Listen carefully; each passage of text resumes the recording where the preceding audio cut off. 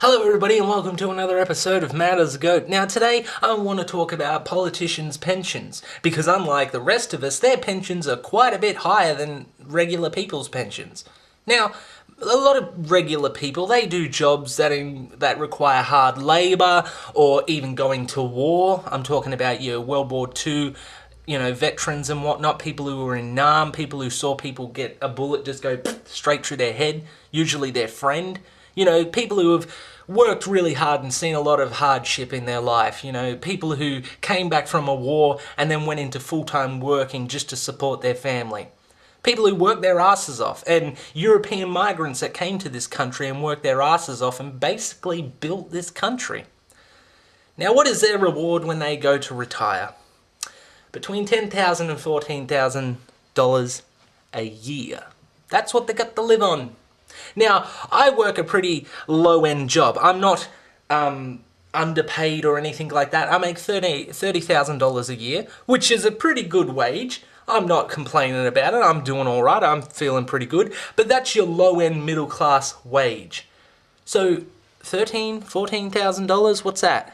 That's below a low earner. That's below minimum wage. So people who work their asses off, people who, just tried their hardest to be good citizens, good people, get shivved up the ass. Now, politicians. I will admit, it's a stressful job. You're basically dealing with decisions that affect the whole country, and if you make the wrong one, it could probably potentially get you in a lot of danger. Let's face it, if someone passes some policy that seemed a little bit racist or just completely unfair, there is a possibility they're going to get fucked up for that, because, you got to be careful with these things. But politics in Australia is a shitload of spin. Now, if you're not familiar with the term spin is basically saying a lot of words but saying nothing.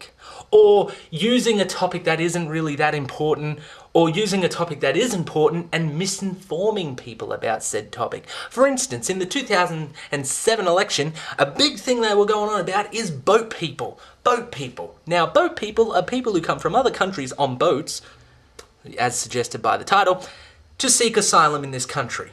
Now let's be reasonable about this. 95% of them are legitimate asylum seekers.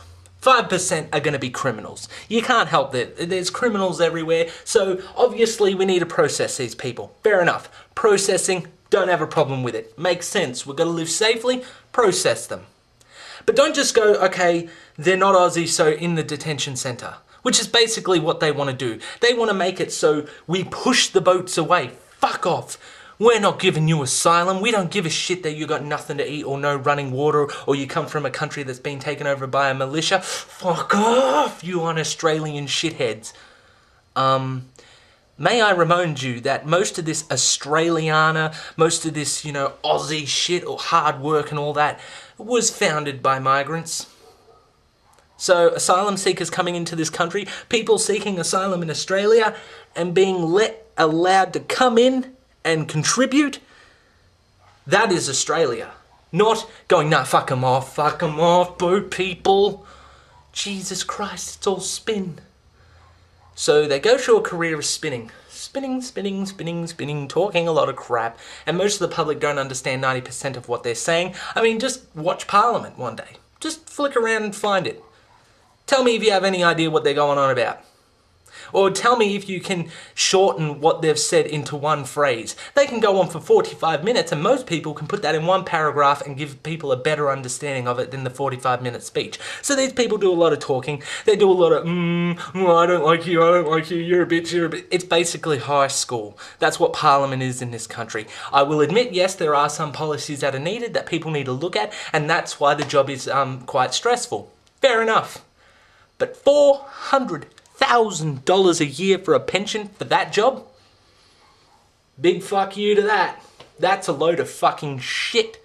Now, when the regular pension is about $14,000 a year, I reckon the politician's pension, okay, be fair, stressful job, give them a little bit more, 50 grand a year. More than enough. That's more than enough to sustain yourself.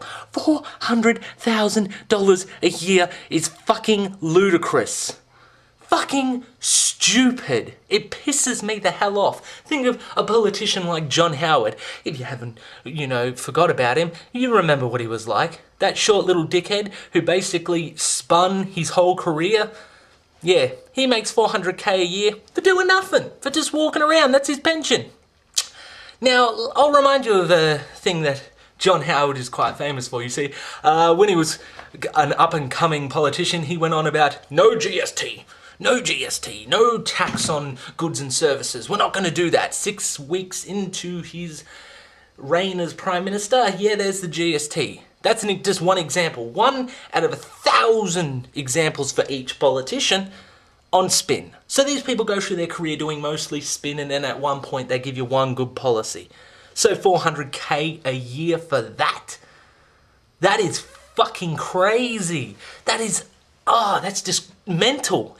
Any time that you're watching the news about politics and anything comes up about the budget or about the economy, just remember 400 grand a year.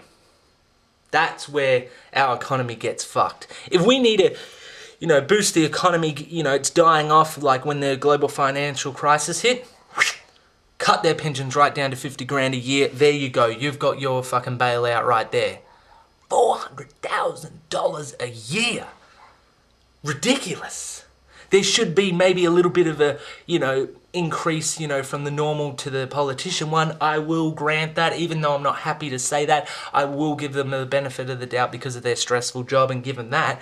But $400,000 and free flights within Australia. What? That is ridiculous.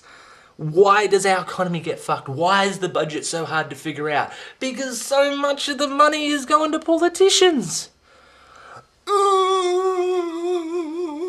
So at this election, I'm basically just going to remind myself that I'm voting for one guy who's going to get to live opulently in his retirement years, and another guy who's going to get to live opulently in his retirement years. And then I'm going to remind myself that I won't get that privilege. Who do you vote for then? Fuck them all. That's basically where you're left. Anyway, that's my opinion on politicians' retirement packages, if you will. Oh yes, I feel quite proud of that one. Yes. Anyway, and I'm going to wrap that up. And before I do just say the title of the show, because that seems to be my new closer, I would just like to say sorry to anyone who's not from Australia. If you didn't get anything that I said there, if I sounded too Australian for you, can't help it, I'm cross-eyed. Anyway, mad as a goat.